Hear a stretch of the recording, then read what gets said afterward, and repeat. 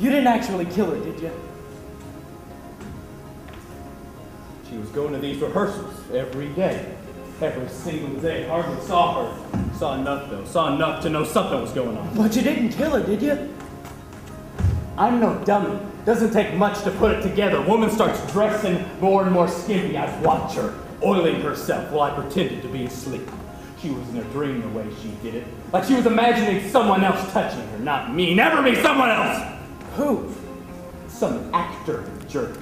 When I finally called her on it, she denied it flat, and I knew she was lying to me.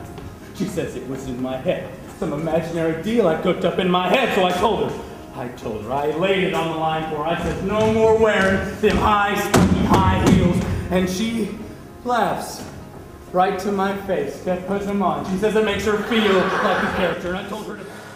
Our boats float, awaiting Moby Dick's return. No groan, no ripple, not a bubble. Under all that silence, the monster of the deep is wrenching in its agony. We'll hear more from Leviathan. Canst thou fill his skin with irons? Or his head with fish spears? Quarters no scriptures, Mrs. Starbuck, do you mind? He esteemeth iron as straw. He laugheth at the shaking of a spear. He stirs! He's rising! That's you, Mr. Starbuck! You got about to pray for us! She breathes! Bring your laugh to us! Oh, laugh me down! Glittering mouth, young thunderous, an open marble tomb. The jaw! Slowly both jaws bite on frail craft. In twain!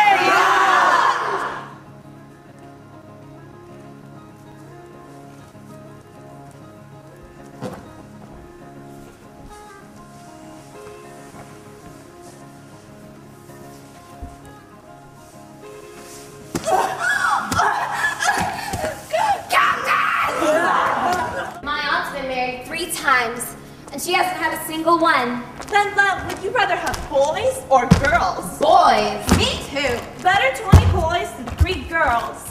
Girls are dull. If I were a girl already, I certainly wouldn't want to be one. Well, I'm happy that I'm a girl. Still, I only want boys. Angela, that's crazy. But it must be 1,000 times more exciting to be loved by a boy than by a girl. Hello, girls.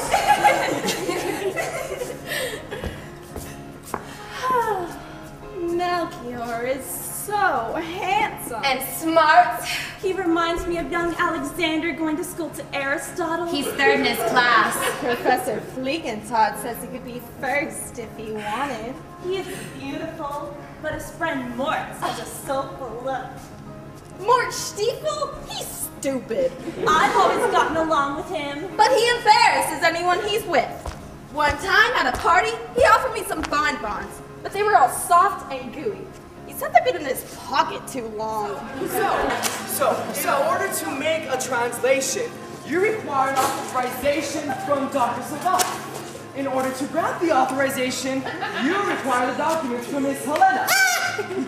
In order to issue the documents, you require that a staff member have his memorandum translated.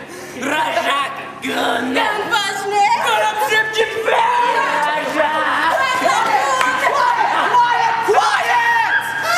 I'm the managing director, deputy director, and I insist you show me some respect. As I've just discovered, any member who has recently received a memorandum in Thai can only have his memorandum translated until after it's been translated. A paradox! I ask you, what must a member do in order to escape this vicious circle? He must learn tidy, Mr. Gross. Fear me not, man. I will not break away. I will pay thee so much money as I am arrested for. Here comes my man. I think he brings the money. Now! Now, sir. Have you got what I sent for? Here's that I want you. Well, bring them all!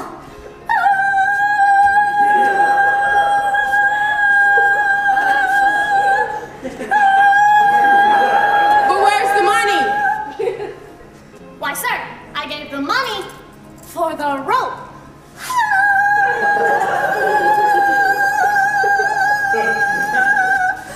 200 ducats, villain? For some rope? To what end do I bid thee? To a rope surge at end of my return, dear sir. Patient. Nay, 'tis for me to be patient. I am in adversity. Nay, rather, persuade him to hold his hand. Thou senseless villain. I would I were senseless that I might not feel your blows. Thou unsensible and nothing but blows. Come, go along. I see my wife coming yonder.